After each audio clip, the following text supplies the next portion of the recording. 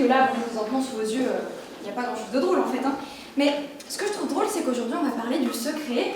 Et d'ailleurs, messieurs, dames, les jurys, c'est un thème absolument fantastique. Et n'y voyez là aucune tentative de corruption de ma part. Quoique. Mais ça relève d'un sacré paradoxe quand même, de parler du secret en face d'une si grande assemblée. Mais ce concours d'éloquence est là pour ça.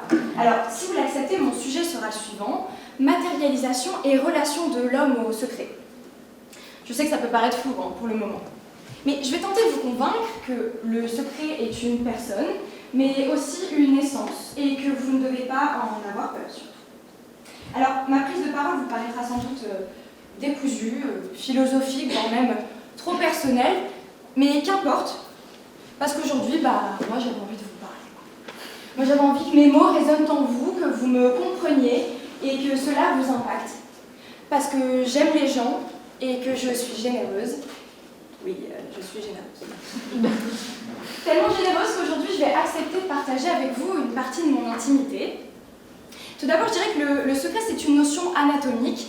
Je le situerai même là, tout au fond de la poitrine, dans le cœur, entre l'aorte et... Bon, de toute façon, j'ai pas fait médecine, hein, donc reprenons sur des compétences qui sont les miennes, c'est-à-dire le journalisme et les mots. Il existe des tas de catégories de mots. Hein. Et parmi elles, les mots sonores. J'ai rangé par exemple le mot silence. Non, le silence c'est vrai, il suffit de le prononcer pour qu'il se brise. Et pourtant, combien de fois vous avez déjà hurlé « Silence !» Le silence est donc un mot qu'on crie ou qu'on ne dit pas. Et c'est tout aussi passionnant avec le mot secret. Non, c'est vrai qui crie le mot secret, personne, ça n'existe pas. Secret ! Secret ! Ah, ça sonne quand même beaucoup mieux. Bah oui, ça sonne beaucoup mieux parce que le secret, il est discret, il faut savoir le murmurer.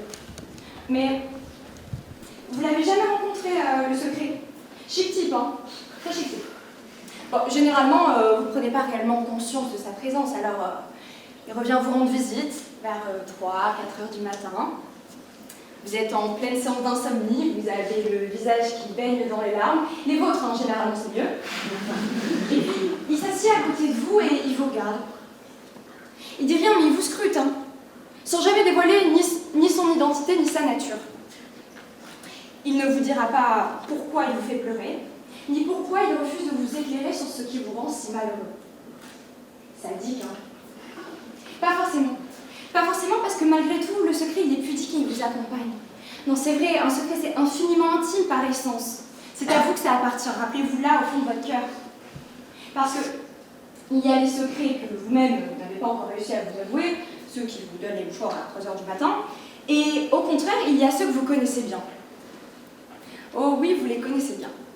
Vous savez tous d'eux. Vous savez ce qui fait leur unicité, leur singularité, je dirais même leur ipséité, pour reprendre le terme d'un fameux philosophe du XXIe siècle, j'ai nommé Damso. Et c'est sûrement ces secrets les plus dangereux, parce qu'ils bouent en vous. Ils n'ont qu'une envie, c'est d'être dévoilés. Alors, après avoir sauvagement lutté contre eux pour les maintenir en place, vous craquez. Mais ce que vous vous apprêtez à dire n'est pas anodin. Alors il faut un protocole maintenant. Voyons les choses en grand. Que pensez-vous d'une boîte? Ok, j'en ai perdu certains. Non mais, rassurez-vous, pas n'importe quelle boîte. Hein. Elle aurait été façonnée par le meilleur ébéniste de sa génération, sculptée, polie, gravée, pendant des décennies. Et à l'intérieur, j'y mettrai un petit coussin. Un coussin de soie rouge de Chine. Et au final, j'ajouterai mon secret, mon essence, et puis je scellerai le tout de fil d'or. Continuons dans le luxe, après tout, nous sommes à Cannes. Bien maintenant, le moment crucial de l'offrande, à qui fait-on suffisamment confiance pour partager cette part de nous? Je vous donne un conseil très personnel, encore une fois. Je réalise un tableau où je répertorie mes amis, ma famille, les personnes que j'estime potentiellement dignes de recevoir cette boîte. Et puis je pèse le pour et le contre, j'écris mes arguments, je surligne, je souligne, je rature, je fais des courbes, des flèches, et au final, apparaît l'élu. Le grand chanceux, comme j'aime aussi à l'appeler. Il saisit la boîte, l'ouvre, et place au décryptage. Quel est le mouvement de sa bouche, celui de ses yeux, le froncillement de ses sourcils, l'inclinaison de sa tête? Si vous ressentez alors une vive chaleur dans le cœur, félicitations, vous êtes désormais l'heureux copropriétaire d'un secret partagé avec la bonne personne. Mais si au contraire votre cœur se mue en un glaçon capable à lui seul de reconstituer l'Arctique, c'est qu'il y a un problème. Alors, réétudiez attentivement votre tableau. Étape par étape, c'est important. Cet argument est correct. Cette flèche est la bonne.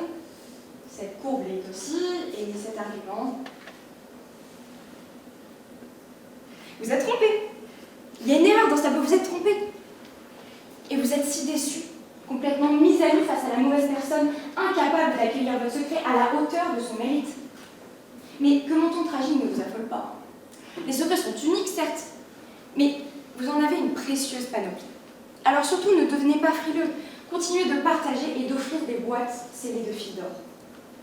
Parce que malgré que le secret soit parfois malhonnête, biaisé, infidèle, et qu'il circulera de bouche en bouche, il maintiendra aussi des zones d'ombre dans votre vie. Terriblement passionnantes, bien plus que la clarté d'un ennui mortel. Ces incompréhensions et ces questionnements qui donnent tant de sens à nos vies. Alors, la prochaine fois que le secret viendra vous rendre visite la nuit, ne lui en voulez pas.